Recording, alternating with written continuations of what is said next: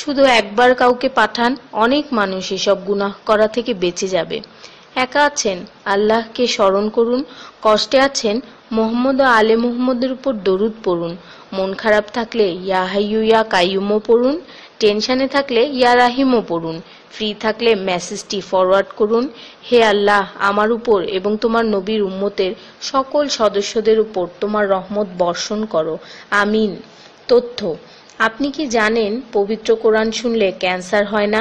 আর যদি cancer cell শরীরে থেকেও থাকে তাহলে তাও মারা যায়। দীর্ঘ সময় ধরে আল্লাহকে সেজদা দিলে জ্ঞান ও বুদ্ধিশক্তি বাড়ে।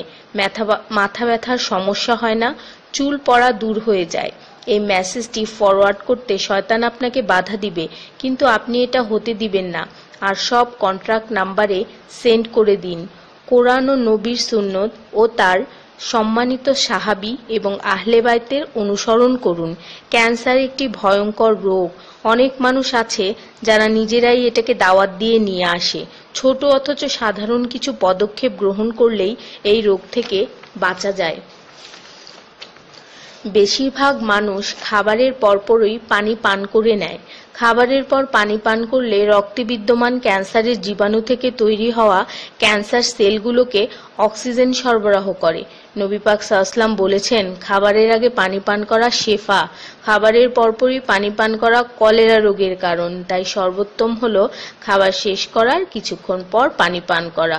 তিনি আরো বলেছেন, 1 চিমটি লবণ খেয়ে খাবার শুরু করো আর 1 চিমটি লবণ দিয়ে খাবার শেষ করো। এ কথাগুলো তাদেরকেও জানিয়ে দিন যারা আপনার কাছে জীবনের চেয়েও প্রিয়। যদি কোনো ব্যক্তি ঘুমানোর সময় 21 বার বিসমিল্লাহির রহমানির রহিম পড়ে, আল্লাহ তখন ফেরেশতাদেরকে হুকুম দেন এই ব্যক্তির প্রতিটি নিঃশ্বাসের বদলে নেকি লেখা হোক। আপনার মোবাইলে যত নাম্বার সেভ করা আছে তাদের সবাইকে এটা ফরওয়ার্ড করুন, আর তখন দেখবেন কত মানুষ আপনার কারণে বিসমিল্লাহ পড়ছে। শেফা আর শেফা। রোজ একটা করে আপেল, নো ডক্টর। রোজ 4টা বাদাম, নো ক্যান্সার। রোজ একটা লেবু, নো ফ্যাট। রোজ 1 glass milk, no bones problem. রোজ 12 গ্লাস পানি, নো স্কিন প্রবলেম। রোজ 4টা খেজুর, নো উইকনেস। রোজ 5 ওয়াক্ত নামাজ, নো টেনশন। রোজ কোরআন অর্থসহ তেলাওয়াত, happy and happy. So don't stop forward please. স্কিনের জন্য অজুর পানি, হার্টের জন্য কোরআন তেলাওয়াত, স্বাস্থ্যের জন্য নামাজ, আর খুশি থাকার জন্য আল্লাহর জিকির করুন। জেনে রাখবেন, ভালো কথা প্রচার করা সৎকার সমতুল্য, সাথে 30 লাখ নেকি